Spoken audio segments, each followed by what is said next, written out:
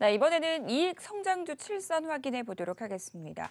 이번 주 2분기 어닝 시즌이 정점을 맞이했는데요. 실적에 대한 중요성이 대두되고 있는 가운데 최근 꾸준하게 영업이익이 증가한 종목들 확인해 보겠습니다.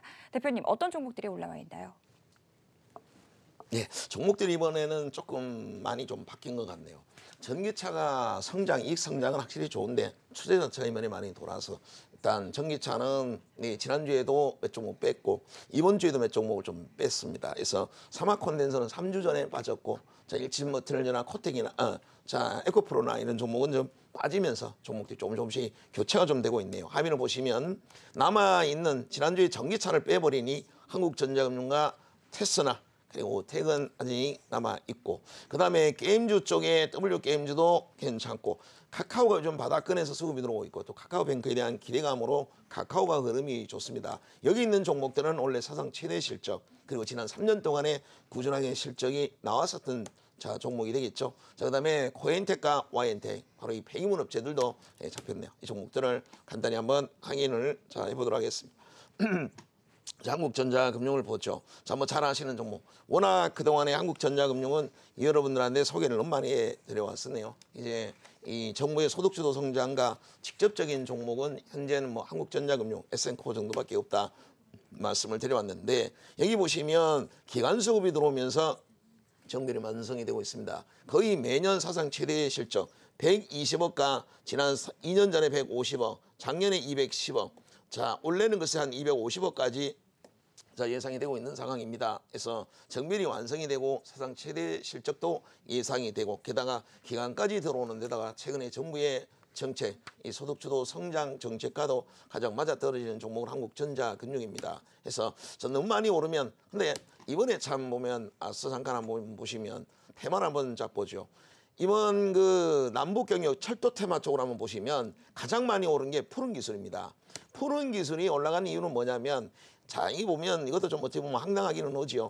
자, 철도 자동화 업무 쪽이다. 뭐냐면 철도나 지하철의 그 승차권 발급 업무 있죠. 자동 발매기 이런 사업이 주력입니다. 자, 그걸로 앞으로 무인 자동화 쪽이다로 해서 지금 급등을 하고 있고 또 앞으로 철도 관련해서 무인 자동화 시스템을 넣을 거다 해서 급등을 하고 있는데 사실 이렇게 보면 푸른 기술이 26%가 날아가는데 정말 날아가야 되는 건 한국전자금융이죠. 한국전자금융도 코레일에 과거에 이런 승차권 자동 발매기를 공급했던 적도 있고 이런 장비를 공급하는 거야 사실 이 한국전자금융한테는 큰 일도 아니죠. 그래서 지금 푸른 기술도 아직 공급된 것도 아니고 북한에 들어간 것도 아니고 한국전자금융도 아직 들어간 것도 아니고 근데 똑같이 코레일이 그런 사업을 했고 그러면 나중에 막상 남북 경협이 되고 북한이 만약에 철도 역사를 짓고 거기에 무인 자동화가 들어가고 한다면 한국전자금융이라고 안 들어갈 일이 없겠죠. 무인 자동화 쪽 시스템이 최고의 기술을 갖고 있으니까. 그래서 푸른 기술은 가는데 한국전자금융은 안 가는 이유가 바로 남북 경협 이슈에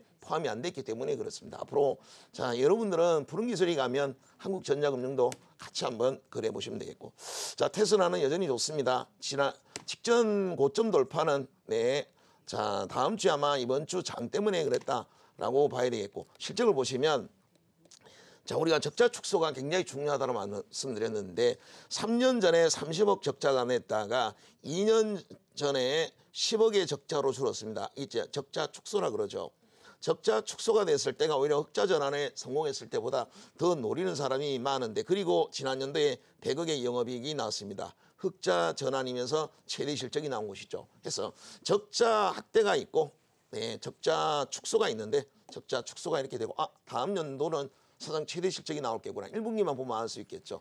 이런 종목이 그리고 나서 테슬라가 흑자 전환되는 과정에서 엄청난 급등이 왔었으니까 여러분들이 미리 적자 축소만 보셔도 테슬라는 잡을 수가 있었겠죠. 그래서 3년간의 실적을 보는 게 매우 중요하다. 아직 오텍은 움직이진 않았지만 원래도 지난 연도 같은 경우는 360억이 나왔어요. 작년 기준에 했을 때 360억, 올해는 600억까지 본다고 하는데 이건 대봐야 할 것이고 올해는 근데 워낙 폭염 때문에 아마 600억이 나올 수도 있을 것 같아요. 지금 시가총액이 2천억밖에 되질 않습니다. 수급이 지금 안 들어오고 있으니까 자 매수하기는 좀 그렇습니다. 기간 수급이 들어오면 다음 주에 그때 자 오텍을 거래하시면 되겠고 W게임즈가 이번 주에 대단한 이번에 실적이 잘 나오니까 역시 실적 시즌이라 더 그런 것도 있습니다만 영업이익이 말도 안 되는 350%의 이번에 급증이 나왔습니다. 그래서 이 자회사 DDI 인수를 1조 이상 줬기 때문에 자 모기업이 시가총액이 1조가 안 됐을 때에 대한 부담을 어느 정도 좀 떨쳐낼 수는 있었다라고 보시면 되겠고, 자 지금 이제 이미 급등을 했으니까 다음 주부터는 조금 조정을 기다렸다고 5일선 매매를 하는 거로 하겠습니다. 자 카카오도 자 보시면 정멸이 완성이 됐고, 자 아래쪽에 보시면 기간 수급도 들어오고 수급도 좋아졌네요. 자 지난 3년 전에 800억, 2년 전에 1,100억, 그리고 작년에 1,500억, 올해는 2,200억 정도까지 자 예상을 하고 있습니다. 매년 영업이 크게 증가를 하고 있죠. 꼭 카카오뱅크 이슈가 아니더라도 우리는 얼마든지 수급과 실적 이 두 가지가 만족되는 종목이 우린 진짜 주식이라고 하죠.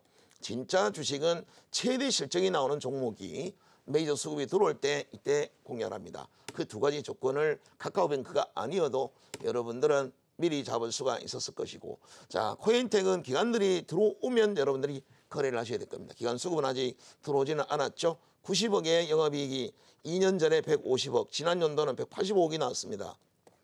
3년 동안 성장을 했고 올해는 250억 정도 사상 최대가 자 예상이 되고, YN텍은 앞서 말씀드렸다시피 YN텍은 싸도 이거는 좀 너무 싼 거 아닌가 하는 생각이 드는 게, 지금 자회사 운반선 5척을 갖고 있는 자회사도 있는 상황이고, 자 이 두 개의 소강도까지 갖고 있고, 지난 연도에 125억의 영업이익을 거뒀는데 시가총액이 800억입니다. 이거는 싸도 너무 싸죠. 진입장벽은 또 얼마나 높아요. 그래서 YN텍도 자 올해 사상 최대 실적, 지난 연도에는 125억이 나왔어요. 자, 그날은 90억이고 올해는 150억까지 가능한데 지금 시가총액을 따지면 밸류가 한 6배 수준밖에 되지 않는 것 같습니다. 그래서 다음 주엔 60일선 아마 가볍게 자 이렇게 뚫지 않을까 생각이 됩니다. 월요일부터 공략해 보시란 말씀을 드리도록 하겠습니다.